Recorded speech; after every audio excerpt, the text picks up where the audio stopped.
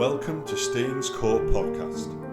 Over the coming days in the lead up to Easter, we invite you to join with us as we read through Matthew's Gospel.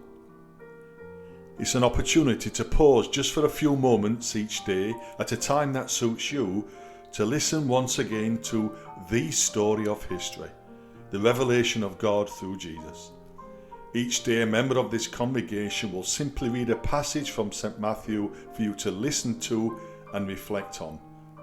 So wherever you are and whatever situation you are in, as you listen to these words, we pray that they will once again inspire, encourage and challenge.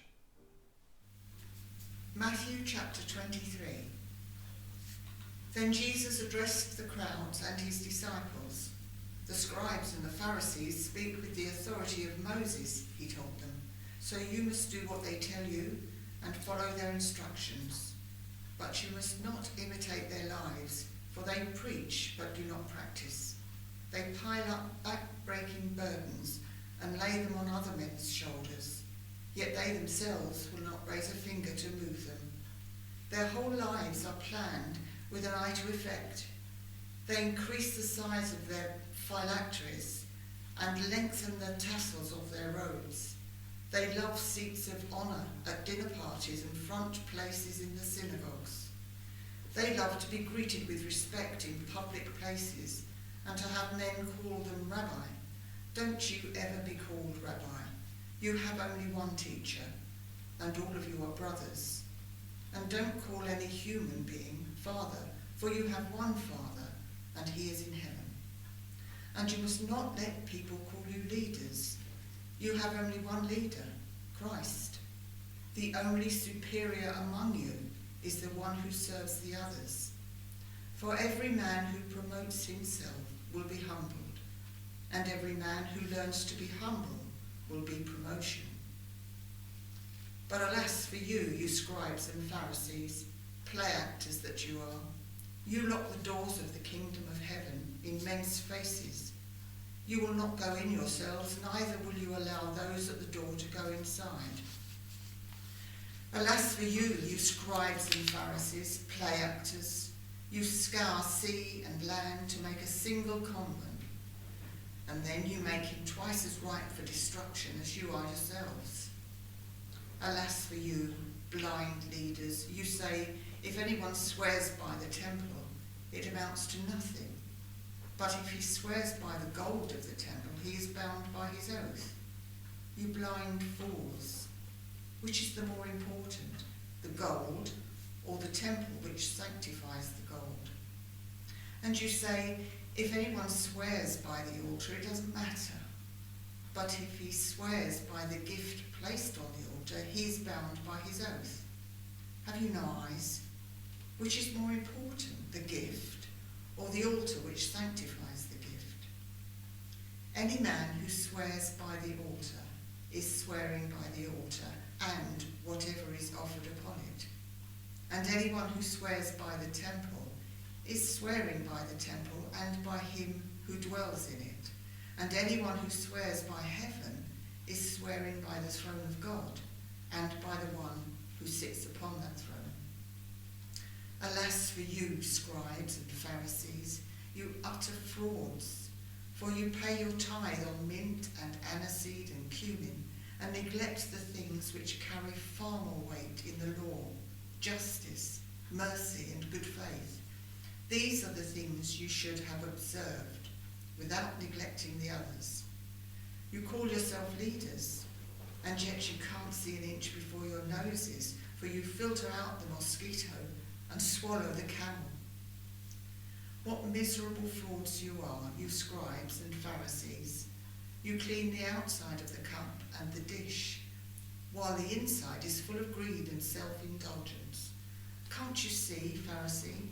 First wash the inside of a cup, and then you can clean the outside. Alas for you, you hypocritical scribes and Pharisees, you are like whitewashed tombs, which look fine on the outside, but inside are full of dead men's bones and all kinds of rottenness. For you appear like good men on the outside, but inside you are a mass of pretense and wickedness. What miserable frauds you are, you scribes and Pharisees.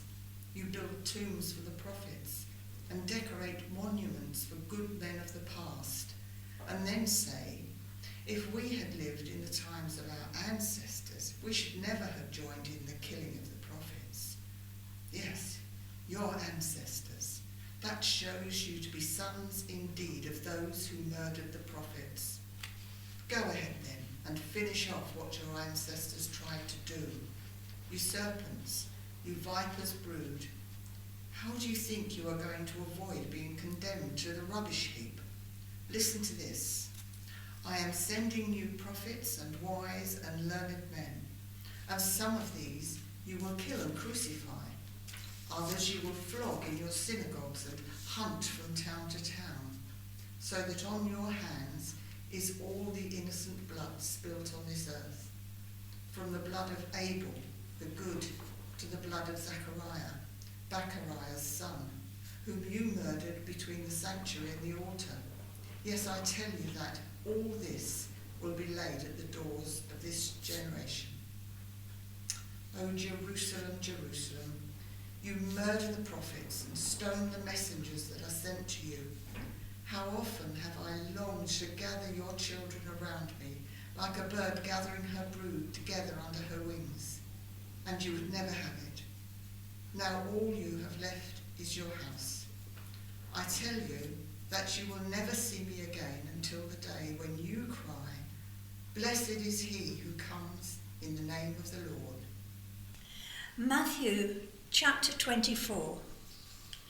Jesus left the temple and was walking away when his disciples came up to him to call his attention to its buildings. Do you see all these things? He asked. Truly, I tell you, not one stone here will be left on another. Every one will be thrown down. As Jesus was sitting on the Mount of Olives, the disciples came to him privately. Tell us, they said, when will this happen? And what will be the sign of your coming and of the end of the age? Jesus answered, watch out that no one deceives you. For many will come in my name, claiming, I am the Messiah, and will deceive many.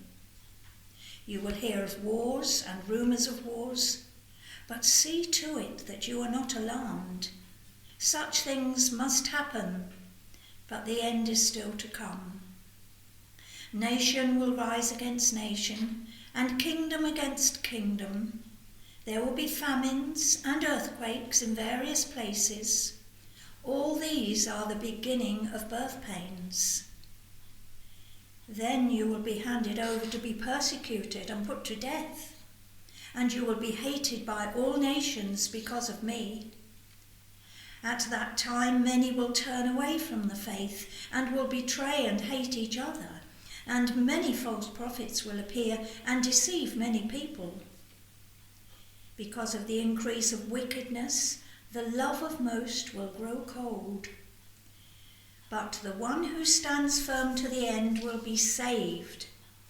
And this gospel of the kingdom will be preached in the whole world as a testimony to all nations. And then the end will come.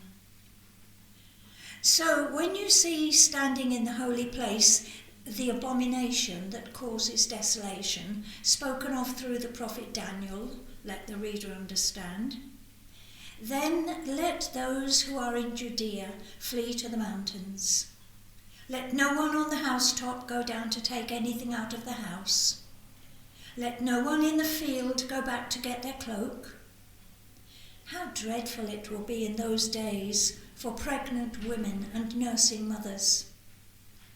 Pray that your flight will not take place in winter or on the Sabbath, for then there will be great distress, unequalled from the beginning of the world until now, and never to be equalled again. If those days had not been cut short, no one would survive. But for the sake of the elect, those days will be shortened.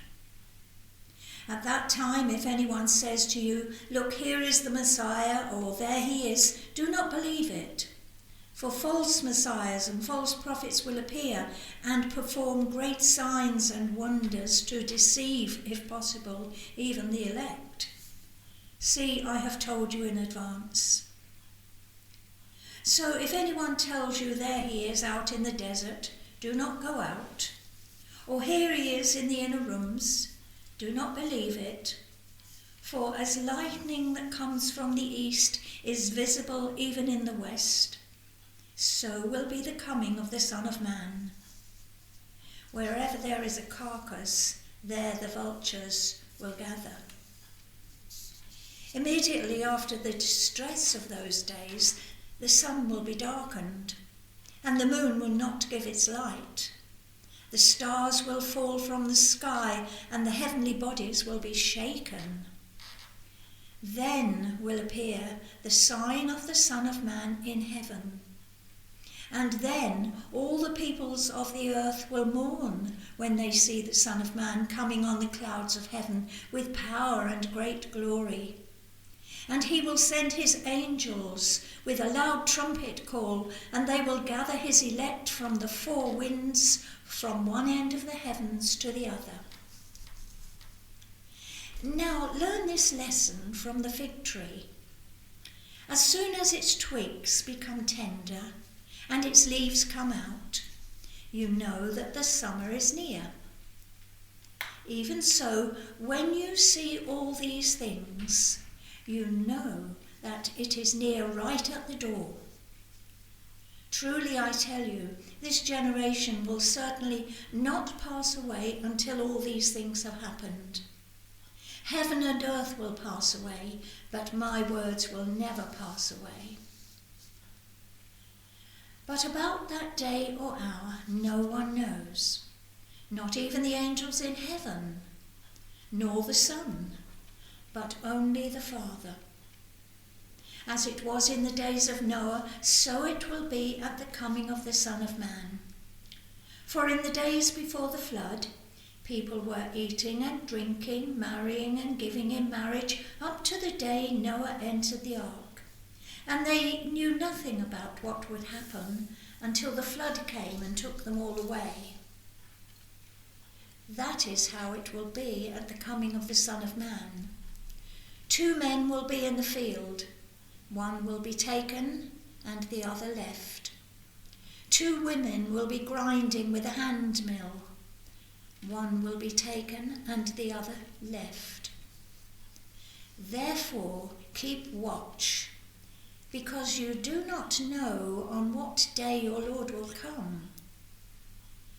But understand this: if the owner of the house had known at what time of night the thief was coming, he would have kept watch and would not have let his house be broken into. So you also must be ready, because the Son of Man will come at an hour when you do not expect him. Who then is the faithful and wise servant whom the master has put in charge of the servants in his household to give them their food at the proper time? It will be good for that servant whose master finds him doing so when he returns. Truly, I tell you, he will put him in charge of all his possessions. But suppose that servant is wicked and says to himself, "My master is staying away a long time," and then he begins to beat his fellow servants and to eat and drink with drunkards. The master of that servant will come on a day when he does not expect him, and at an hour he is not aware of. He will cut him to pieces and assign him a place with the hypocrites, where there will be weeping and gnashing of teeth.